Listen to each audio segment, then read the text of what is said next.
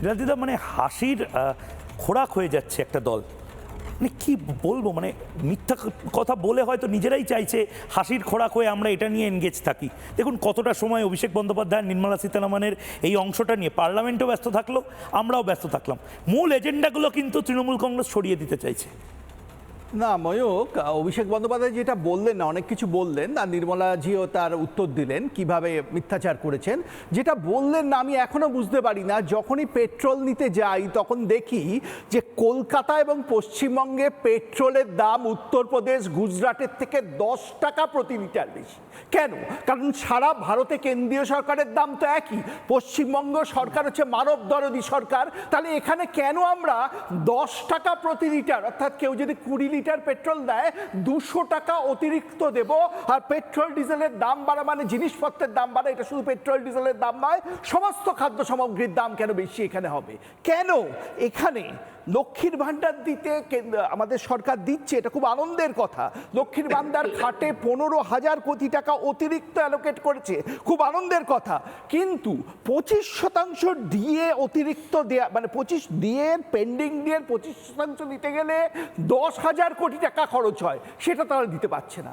তারা অতিরিক্ত 15,000 কোটি টাকা বাজেটে বরাদ্দ করতে পারছে, অথচ পেন্ডিং দিয়ে কোর্টের রায় 10,000 কোটি টাকা অতিরিক্ত খরচ করতে পারছে না। এর যুক্তি কোথায় পাবেন? আমি শুধু একটাই যুক্তি পাচ্ছি, তারা বুঝে ফেলেছেন যে পরাজয় নিশ্চিন্ত। আমার 1989 সালের কথা মনে পড়ে যাচ্ছে, তখন আমি মাধ্যমিক দিয়েছি, আপনি কত বড় আমি জানি না, তখন একটা আমরা স্লোগান ভারতে শুনতে পেতাম, গালি গালি মে সোড়ায় রাজীব গান্ধী ছোড়ায়। সেবার মমতা বন্দ্যোপাধ্যায় এত বড় জননেত্রী যাদবপুরে হেরে গেছিলেন, এইরকম স্লোগানটা ছড়িয়েছিল।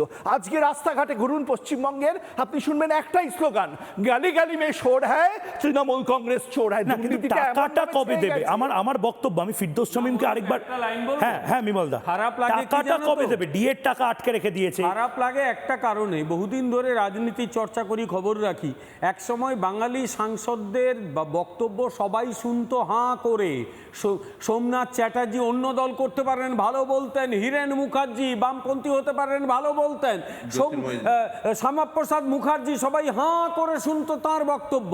আজকে কি সব বক্তব্য এবং বাংলার কি অবস্থা, ওরা ভুল তথ্য দিচ্ছে। যারা লিখে দেয় তারা খবরটাও রাখে না যে এই দ্রব্যগুলোর উপর জিএসটি চাপে না। মানে যে দল তার তেমনি নেতা, সব একই হয়ে গেছে সামনে পরাজয় দেখে। বাঙালি জাতিটাকে শ্যামাপ্রসাদ থেকে সোমনাথ চ্যাটার্জি পার্লামেন্টে বাঙালির যে গৌরবোজ্জ্বল ইতিহাস, মানে আলাদা আলাদা দলের হতে পারে, সেটাকে যে এরা হাস্যকর করে তুলছে, এই অভিষেক ব্যানার্জি কল্যাণ ব্যানার্জি সেই বোধটুকু ফেস করতে হয়নি, এদের বোধটুকু নেই। আরে আমাদের লজ্জা লাগে এসব দেখে। বিখ্যাত পার্লামেন্টেরিয়ান বাংলা সাপ্লাই দিত, সেখান থেকে আজকে এদেরকে সাপ্লাই দিচ্ছ। পরিস্থিতি কি তাদের হয়েছিল? এই প্রতি ছত্রে ছত্রে আপনি বলছেন এসআইআর করতে দিল, আরে ভাই এসআইআর করতে দিলে তো ভুয়ো ভোটারের নাম বাদ যাবে।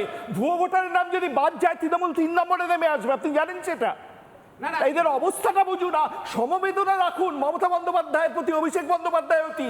নিশ্চিত পরাজয় জেনে দিশেহারা হয়ে গেছেন, তাই এরকম বক্তব্য। নাহলে অভিষেক যথেষ্ট ভালো বক্তা, এরকম বক্তব্য রাখতে। নানা ধরনের কন্টেন্ট দেখার জন্য লাইক করুন, শেয়ার করুন আমাদের ফেসবুক পেজ, সাবস্ক্রাইব করুন আমাদের ইউটিউব চ্যানেল। পাশাপাশি অন্যান্য ব্রেকিং নিউজের জন্য অবশ্যই চোখ রাখুন রিপাবলিক বাংলায়।